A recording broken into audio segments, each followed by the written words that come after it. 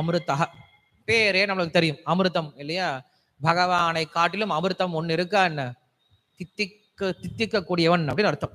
அமிர்தம் அப்படின்னா நம்மை மிருகத்திலிருந்து காப்பாற்றக்கூடியவன், நம்மை மூப்பு பிணி இறப்பு அப்படிங்கிற விஷயத்துல இருந்து காப்பாற்றுறதுனால அவனுக்கு பேர் என்ன சொல்றோம்?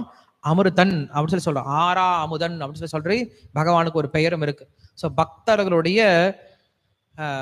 வயோதிகத்தை, பக்தருடைய மரணத்தை காப்பாற்றுவதனால அவனுக்கு பேரு அமிர்தக அப்படின்னு பேர் கொடுக்கிறார். அதே போல அமிர்தம் அப்படிங்கிறதுக்கு இன்னொரு அர்த்தம் கொடுக்குறாரு. தேவலோகத்தில் இருக்கக்கூடிய அமிர்தம் இருக்கு இல்லையா, அதை யாராவது திருடிட்டு போயிடுவாங்க.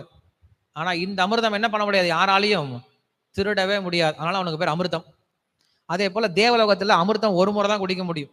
ஒரு முறை குடிச்சாவே போதும். மறுபடியும் அது எனக்கு இதுவா ஜூஸா போய் மறுபடியும் கொஞ்சம் வாங்கி ஒரு கிளாஸை குடிக்கிறதால கொடுக்க மாட்டாங்க. ஒரு முறை தான் கொடுப்பாங்களாம். குடிச்சா அவ்வளவுதான். ஆனா பகவான்ற அமிர்தம் அப்படி கிடையாதான். நீங்க எத்தனை முறை வேணா பருகலாமா. பருக தெவிட்டாத ஒரு அமிர்தம் அப்படின்றதுனால அவனுக்கு பேரு இங்க அமிர்தக அப்படின்னு பேர் கொடுத்திருக்காரு.